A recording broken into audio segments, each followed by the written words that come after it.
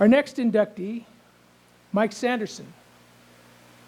With Mike tonight is his wife, Diana, his daughter, Chelsea Sanderson, and her friend, Evan Smith, unable to attend because they're living in Arizona, daughter, Courtney, and her fiance, Mark Hansen. Let's meet Mike Sanderson. You could call Mike Sanderson a man who knows his Metro League. The Beaverton native has kept it close to home over 40 years. A 1970 graduate of Sunset High School, Mike attended Oregon State, where he graduated with a BS in history.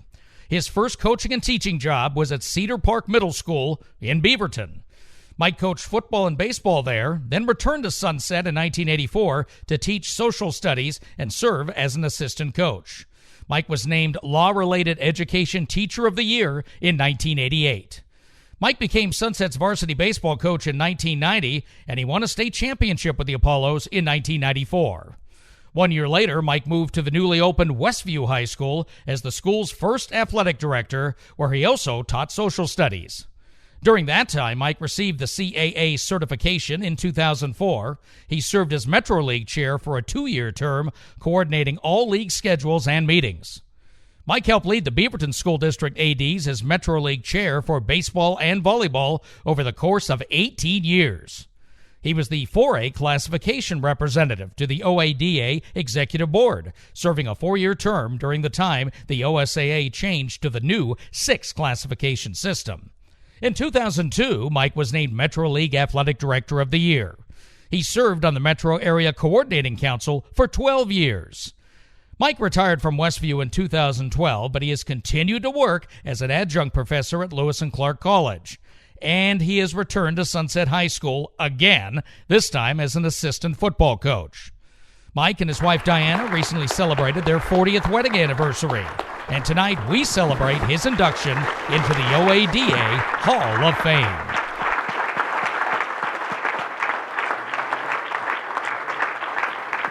Congratulations, Mike. So I just have to ask you this. When you think about your time in athletics in school, what's the most memorable thing for you? What pops right into your head when you think about all those years? Well, it's really getting coaches that believed as I did and our administration did, and this has already been mentioned tonight, people that really are there to build the whole person, care about the whole person as an athlete, as a student athlete, their academics, putting that way above whether they're going to win or lose contests and that type of thing. And I really felt that we were able to do that in my time at Westview, get the type of people in our program that really prioritize those things. When I talked to you a little while ago before the program, you said one of the best things about the whole thing was the ability to be involved in the academics part of teaching. Talk about how important that is and how that helps someone who is involved in athletics. Well, for me, I loved being an athletic director, but it was number 3 on my priorities. I enjoyed teaching and coaching more so than being an athletic director. And so for my time in the classroom, I always taught while I was an athletic director, which I know a lot of people do, but many don't. And being able to show people in the building that academics was important to me and that I really could carry things out in a classroom and help students succeed and develop from that aspect, I think was really important and helped people respect our athletic program as a result of that. When you think of all those kids over all of those years, anybody that is really memorable to you in terms of that whole package you're talking about? Well, yeah, she's sitting right over here, my oldest daughter. No. Well, that was easy. Exactly, that was a given. But no, we just had so many great kids go through the program, of which both my daughters did as well, and succeed. And we saw them go on to some great achievements at very, very prestigious academic institutions and achieved some tremendous things. I was reminiscing with a colleague yesterday though at lunch, and we used to be involved in what was called the Model Presidential Nominating Convention. It was a giant simulation that ran every 4 years, and we would supervise kids in that, and you'd represent different states. And I have like 12 photos of one of our students confronting Bill Clinton back in 1992 on the Whitewater stuff that was going on. And you can see Clinton talking to him very calmly, and then as it goes on, this vein pops out, and he starts turning red. You know, it's just these 12 shots in a row, and here's our student just taking him on one-on-one. So when you see your students have the nerve and the ability to do that, it's really interesting. Well, you're in a pretty elite group here with some administrators that have gone before you. So now you're part of this Hall of Fame. Who was it that I don't know if model is the word, but who is it that you looked at and thought, that's something I can do, and maybe inspired you a little bit to go beyond? Well, when I first became an AD, there were three people in the Beaverton School District: Cindy Simmons and Ken Harris at Sunset and Nick Robertson at Beaverton, who they were it. I mean, they were exactly what you were describing. They were the role models for me, and they mentored me through that whole process. So for me, they not only helped me a great deal, but they were exactly what you talked about.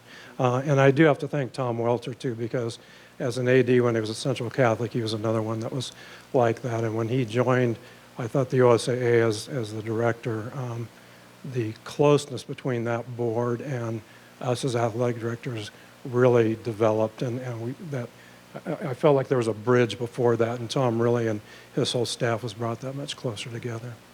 And any final thoughts or people close to you that you'd like to thank? A bunch. Len Case, who was our first principal at Westview High School, and who really established the culture there, was my mentor from the beginning in that regard. And I have to thank him for hiring me, obviously.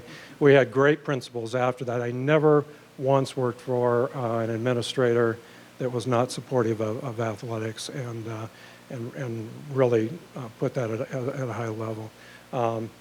Great athletic directors. I've mentioned some already, and there's some others in the audience, Anna Maria, wherever she is, and Brian Sorensen and Kevin Bryant, and people that I worked with in the Metro League that were just kept the job so much fun, because we have to have a sense of humor in this job without question, and a couple of those people in particular have that really well.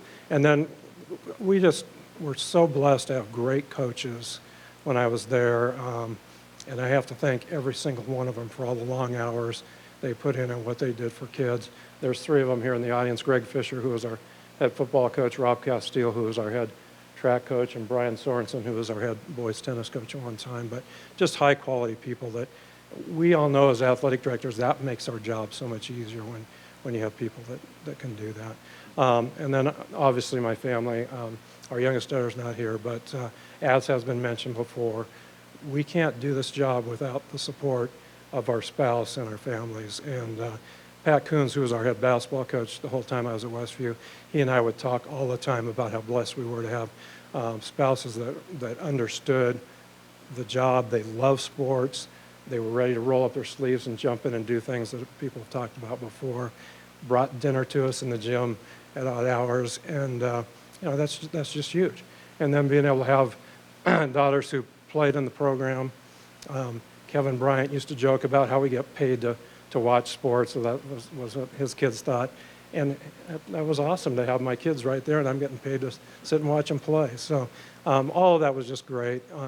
Mikey Lyle, who was my assistant for a number of years before I retired, and then she retired shortly after. I just called her the director of athletic operations because she really made things happen and made my job so much easier. So I'll cut it off, but there's many others I could thank. So. Well, certainly an amazing career and an honor to welcome you to the Hall of Fame for the OADA. Let's have a big hand for Mike here. To present Mike's plaque and pin, former Metro League AD and current Hall of Fame member, Cindy Simmons.